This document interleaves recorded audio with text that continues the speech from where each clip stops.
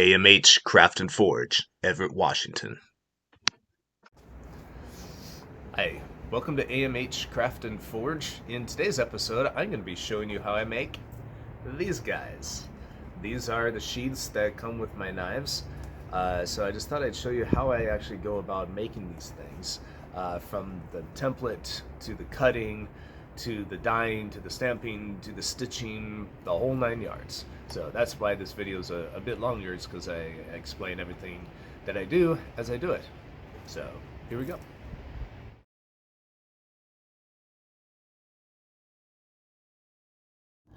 Alright, we are videoing outside today because it is surprisingly not raining. It will here in a little bit though, so let's get this done. Alright, this is a piece of veg tan leather, and the thickness is about 6-7 ounces, as they call it. I think that this is just the right thickness for these kind of sheaths. Too thick and then it's kind of a pain in the butt. Too thin and you risk when you put the knife in the sheath, it'll poke right through the side. So I've made several templates out of some kind of like thick note card style paper that allows it to be sturdy as I trace over it over and over and over and over and over again. So what I do is I turn it over to the back, which is the rough grainy side, to do the tracing, because if I do it on the side that's going to face out and I have a smudge with my pen and I do it in pen, it'll end up on the sheath and I don't want that. So you can see here I've already traced out my design. Now what I've done right here down the middle, right along the crease, is I've used this tool. I don't know the exact name of it, but I will just gouge out a line so that when it gets wet, I can fold it more easily. So now I'm just going to cut one of these out and show you how I do it. All right, I'm just going to use these shears that have a serrated edge, just lightly serrated. You can kind of see it right there. Or maybe right there. See right along there? Slightly serrated. You can get these pretty inexpensively from a hardware store or even Harbor Freight, like I did, for really, I think, less than $5. So I'm just going to start on this side because I'm right-handed.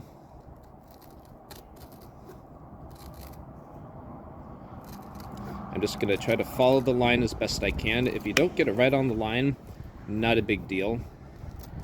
But try to be as uniform as possible.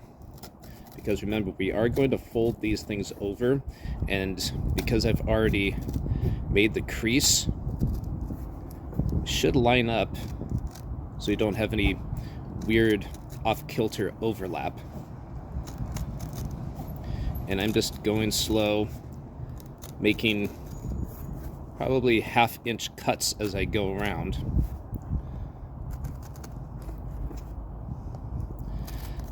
This leather is pretty stiff, so it makes it easier to cut. Floppy leather can can get messy pretty quickly. Careful that you don't actually cut yourself.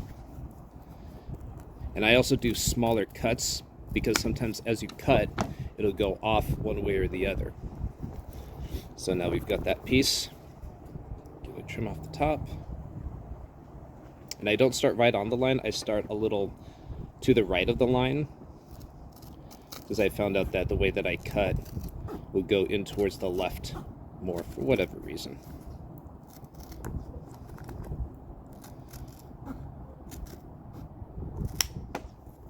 There we go. Now we've got our blank.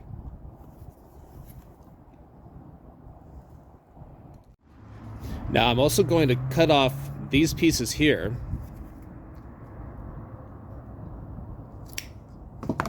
One, it makes cutting the rest of them out easier, but we're going to save not that part because this is too skinny up here.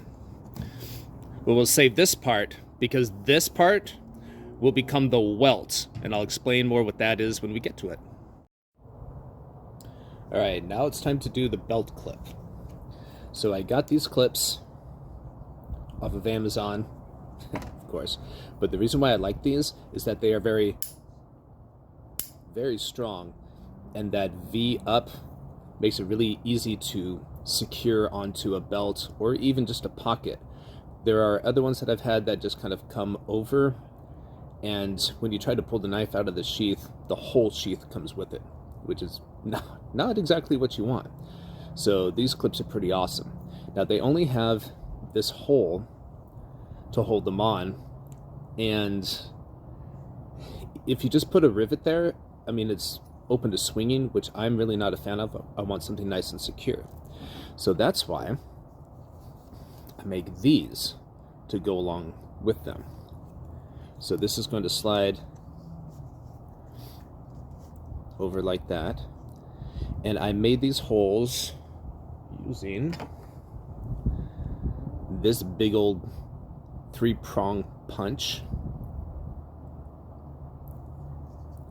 And I had scored a line right along here using these, what is this, compass? Not calipers, but yeah, one of these. And now we're going to do the same thing with this.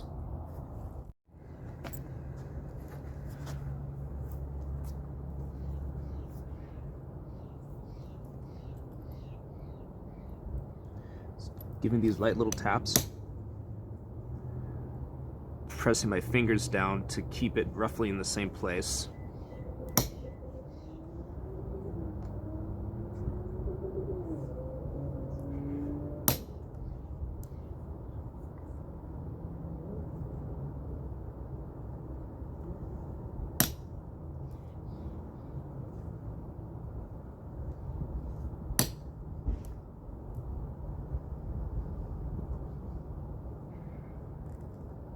Yeah, that moved a little bit.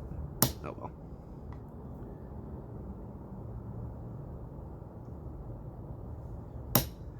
Alright, so now there are enough lines underneath to figure out where I need to go.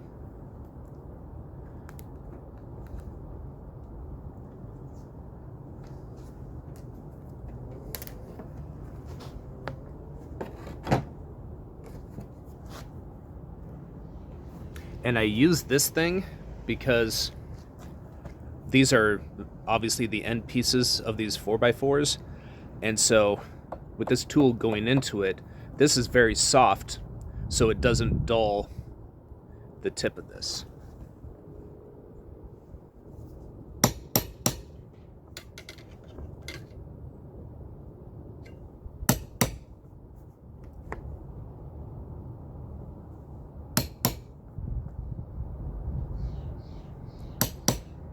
So that's going all the way through now, which makes it a whole lot easier to stitch.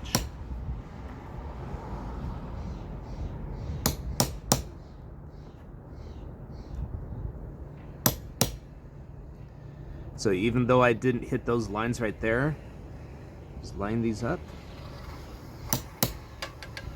There we go.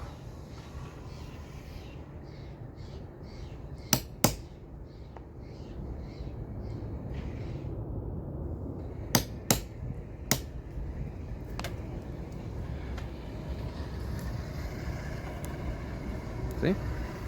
Even though it doesn't look like it, that is all the way through, so that'll make it a whole lot easier to stitch.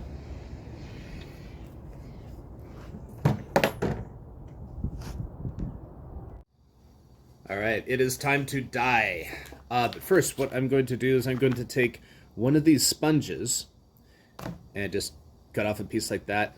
I don't use these wool daubers. I used to, but they would leave so many streaks that it just didn't look good. So a guy at Tandy Leather just told me to use one of these sponges to get a much more even coat. So I have this big old thing of leather dye. I'm not sure. It might be Phoebing's, but a buddy of mine in my pool league just picked these up randomly. Didn't have a use for them, so I said, sure, I'm happy to take those. So this has been sitting for a while. This should be like a dark brown. So I'm just going to give it a good stir. I have wax paper down because I just splattered some over there. So the dye is always going to be darker, just natural like that, than it will show on the leather. So I think that's pretty good right there. Not that that makes a bit of difference. So throw you away. All right, now, wearing gloves is important. I'm going to start, actually, just dip that in just a little bit. And I'm going to start on the back, on the inside. And just coat the inside a little bit. I'm going to go right down the middle there too, because that's going to help this fold a little bit better because it's damp. And do a little bit across the top there.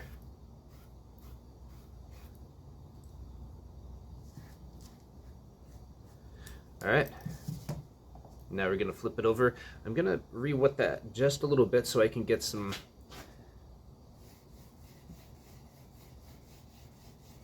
There we go. So this evenly coats it much better than the wool daubers would. So just going across it, not using much pressure, but I don't want to have anything like pooled up anywhere. Long strokes.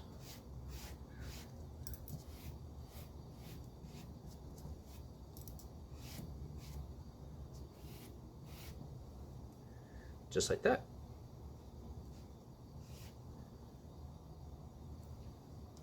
Now I'm going to fold it just so that it starts to understand the shape it needs to be. And that's why doing the crease down the middle is helpful.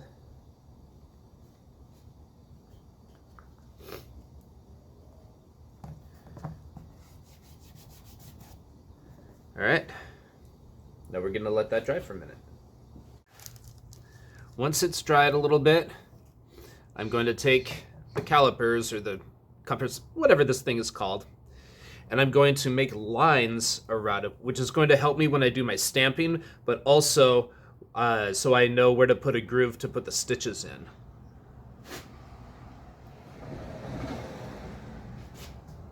I usually do this before I dye it, because if you do it after you dye it, sometimes the dye doesn't go deep enough, and so when you do the line, it'll look lighter because the dye didn't reach that level of the leather.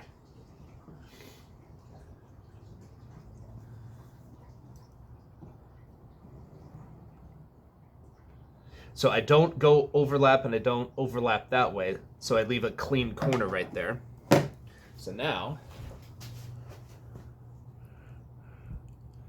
there you go. Now you can see the line.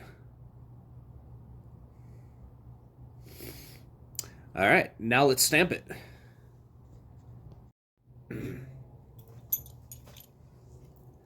So these are the stamps that I'm going to use, leather stamps. I don't know the exact name of them. This one's a star. That one's a rainbow. I don't know. I call this one the splatter one. And I got all of these from Tandy because they're pretty awesome. There's a store probably about 25 minutes from where I'm at. And I really like using this one for the border just because you don't have to line anything up. Say, if I were to do a border with this one, the rainbow or the shell, whatever you want to call it, you have to line up the edges to make it look nice. And meh, I just like going with the splatter. So here we go. Just want to say, I just dyed this less than 5 minutes ago. And it doesn't come off. I mean, the stains on my hand were pre-existing, but let's see. There's nothing on this finger. Look at that. So awesome. All right, so I'm going to start in the corner here.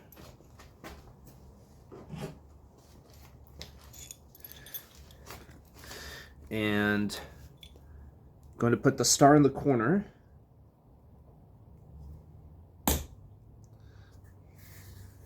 And in this corner,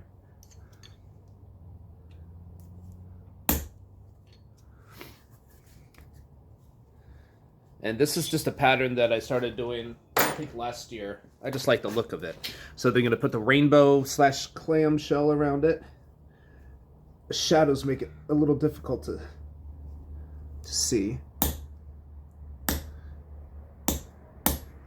I rock it around and tap it a couple of times so we get all of the lines in there. It is so difficult to re-stamp without it looking muddled. So you have to find the grooves.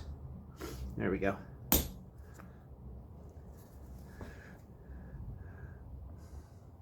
So now we've got that set. We'll do one over here. Even though it's going to be kind of behind the clip, still important to do it because some of it will still be peeking through.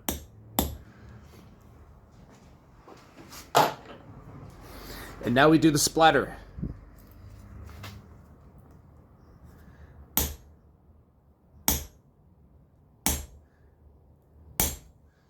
And as I go along, I rotate it slightly just to show a slightly different pattern. Gonna go around the arch of this, line it up with that groove line that I use with the compass. And we just go along.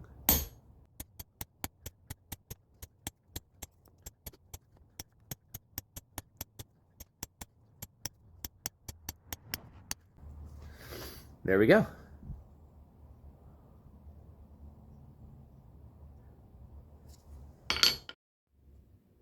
All right, time to make the welt out of a scrap piece from the leather that we made the sheaths with. All right, now it's time to make the welt out of one of the scrap pieces of leather. So the calipers are the same width that I drew the line around the sheath with. I'm just going to open them a little bit more and just make a groove. It follows around to there. And now I'm going to cut this up.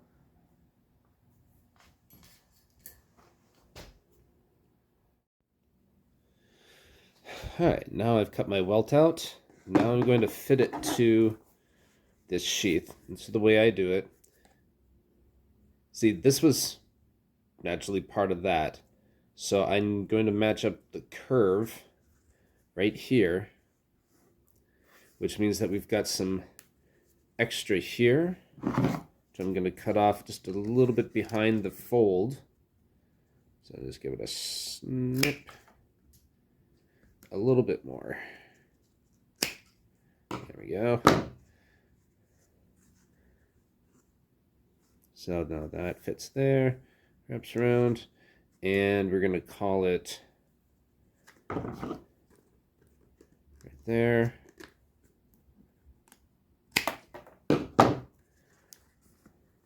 So now we've got our welt.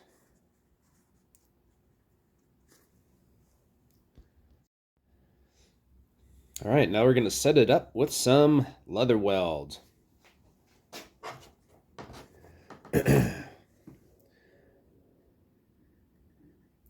I've made them before without doing this part, and it was a pain in the butt. So thank goodness for leather weld. Just going to put some right along the edge there.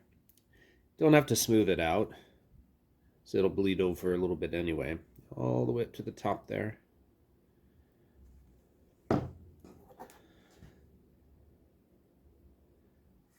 I'm going to press it down a little bit, line up the edges so there's really not much, if any, overhang. That looks pretty good. See how it's right along the edge there, which is exactly what I want. Now I left space down here. You see how there's the fold and then there's that space. Doing that so we can fold it over and it's not going to do any weird warping. At least that's the hope.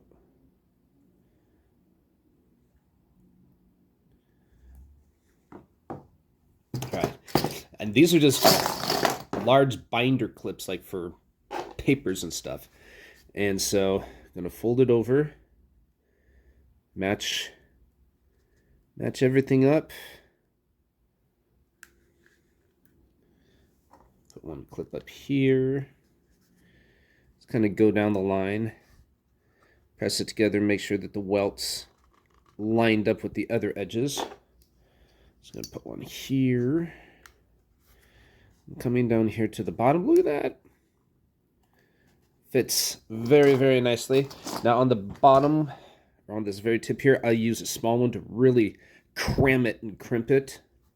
Otherwise, that tip there will end up separating. Not a huge deal, but kind of a pill. Gluing it up allows me to do the drilling of the holes, which is the next part, a lot easier. Bam. All right, now we're just going to let it sit and dry.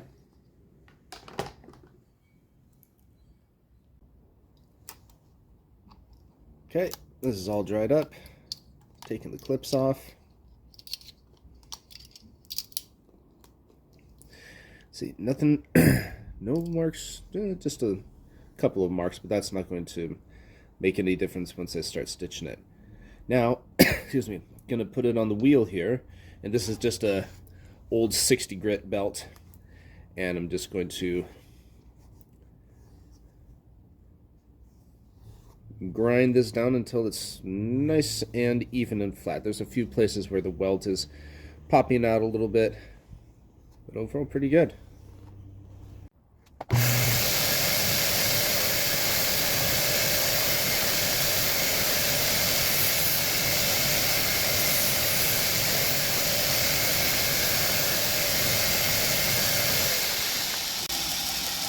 And so you can tell right here where there's kind of a flared out lip. That's what I'm going to take off. You see how it's kind of rolled over?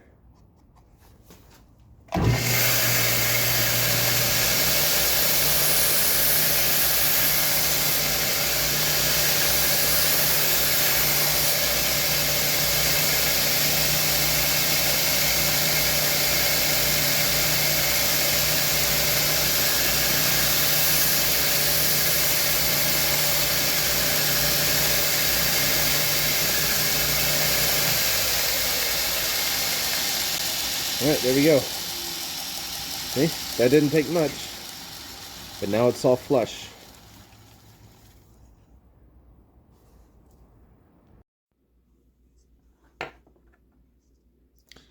Alright, I am making a line.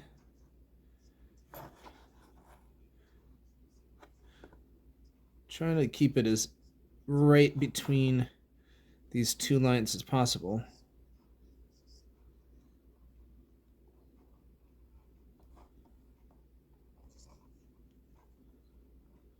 Oh, this is proving more tricky. This is not looking smooth.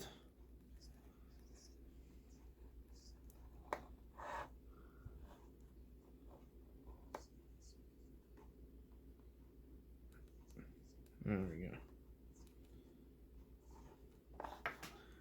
Oh, that is ugly, but that'll still work.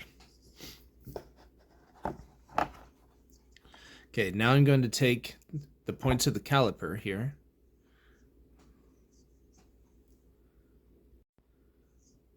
Okay, now I'm going to take the points of the caliper here and just mark some holes or some dots that I'm going to drill momentarily.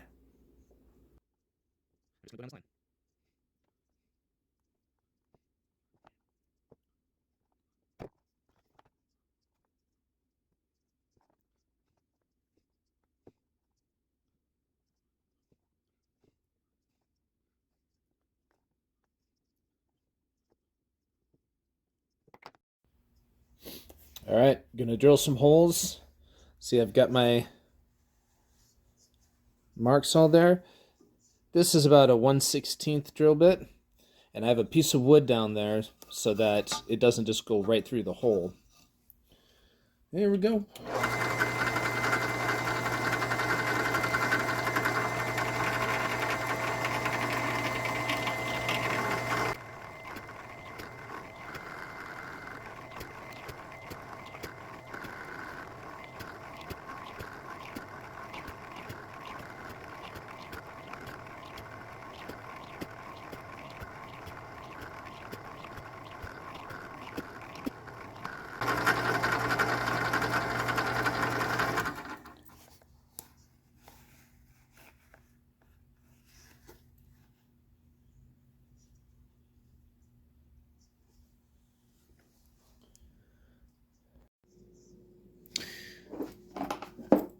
All right, so I've got my stitching awl.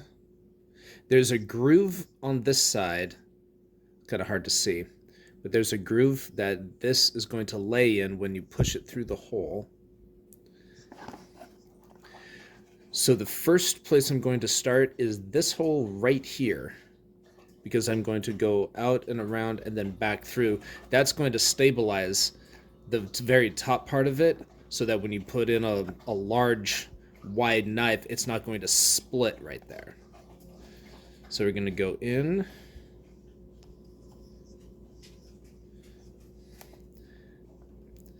and just give it a little twist. Now I use my thumb to brace against the leather and then just kind of pull back, and see this has created a loop right here. I'm going to hold the loop as I pull this out. So see, I still got the loop right there. I'm going to grab the part that's going to bring the open end through.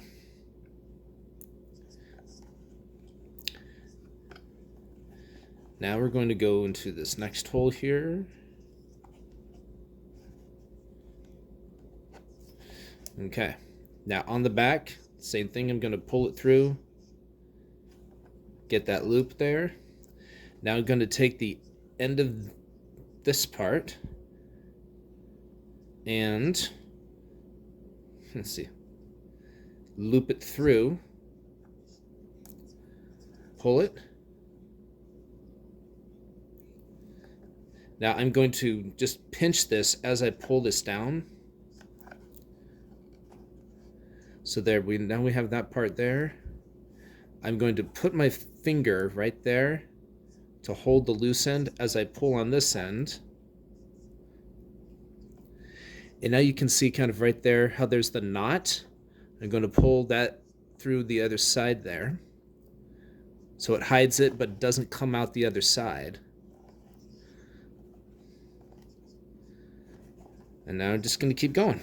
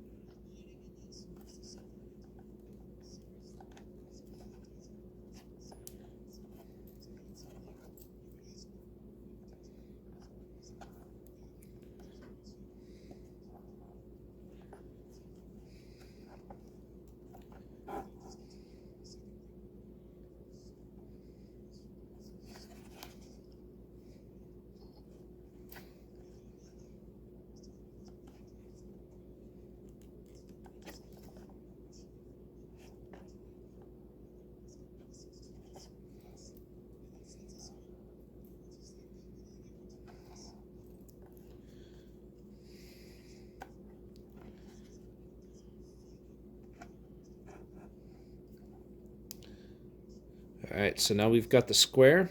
Now we're just going to continue all the way down the length of this. So now we come down to the last hole. So we're just going to go in.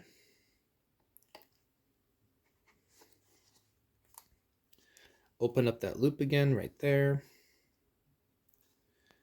Now I'm going to snip it right about halfway.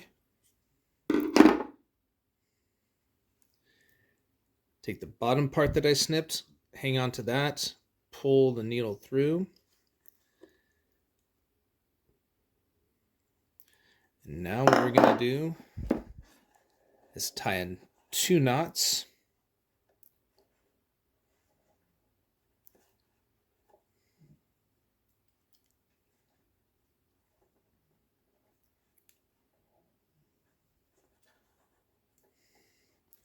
There we go. So now we've got 2 knots right there. And then we're going to cut them off, not too close. Just about, well, that's a little much, but that's okay. So now we're going to, now I am going to cut these off a little bit.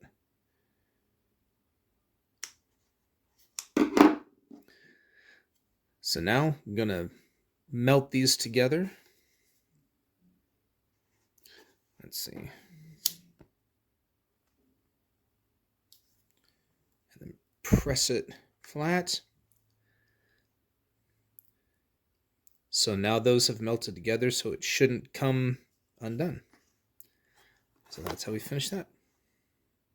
So now we're going to dye the, I don't know what to call this part right here, but this part with the welt. And back to the phoebings, just black dye, a little shake. So I haven't used this in a while, and it's cold outside.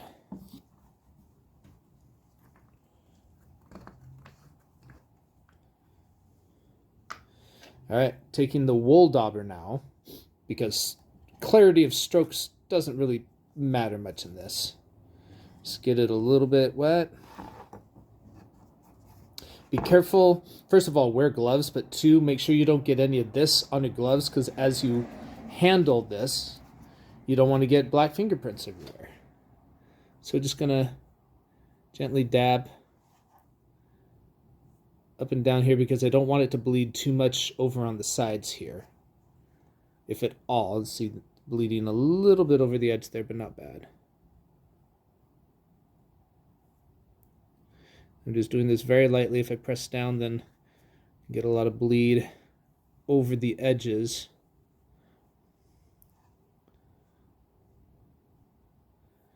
And then go back and see if there's any light spots like that. Just kind of graze over a little bit. And that looks pretty even. There's a little spot down here. Yeah, see, I bled over a little bit right there. That's not a huge deal. That's it. Then you just let it dry for a long time until it's no longer comes off on your finger.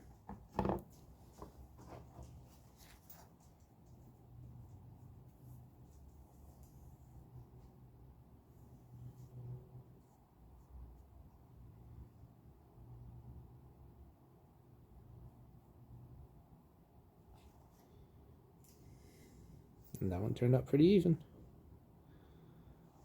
See how it's a little light right here? I'm going to go over that one more time. And it could also just be a part of the leather that does that too. See, it soaks it up really fast. That's okay. I know that I've gone over it a few times. And repeat. I haven't dipped it back in because, see, it's clearly coming off nice and easy. Forgot to mention that before I start putting these on, I just take some sandpaper and go over this, about 120 grit. So it's nice and grippy for the next part of the process. My dog's about to bark at something. And there we go. I'll do the rest. All right, so now we got the edge all nice and dark there. Focus up. Now we're going to use some of this gum. I'm not even going to try. Chagacanth. Chagacanth. This stuff is going to make it shiny. So this is how we do it. This is how we do it. This is all discolored from previous ones that I did where the edge was not dry yet. So just going to put a little on there. Just enough to wet it down. And then take the finger, just smooth it around. Don't put a whole lot on it, but just so it's glistening, there's nothing really piling up. That's it. And then we're gonna let that sit for a little bit, get dry, and then we'll buff it out.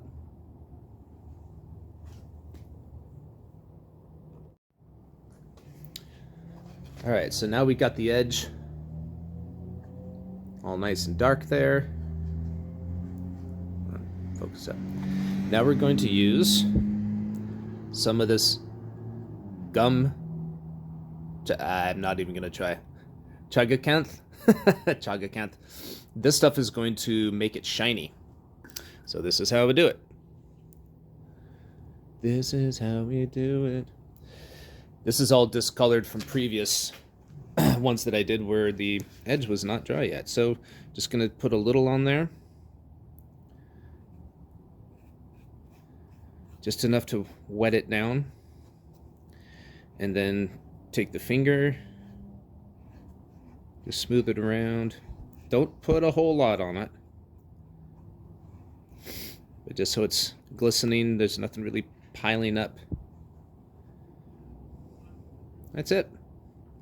And then we're gonna let that sit for a little bit, get dry, and then we'll buff it out.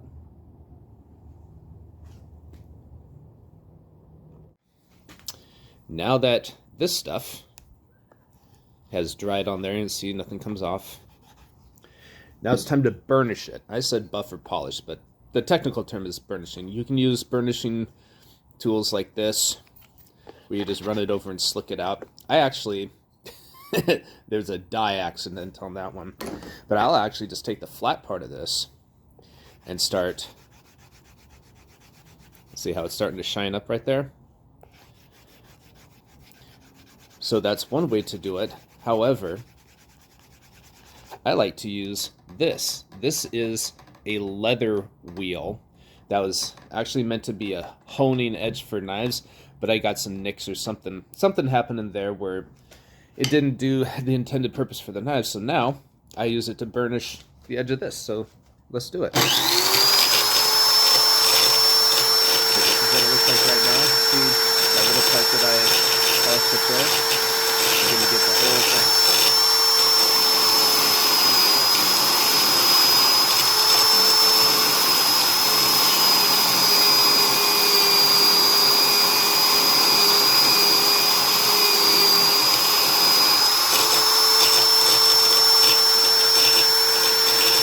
Does it real quickly.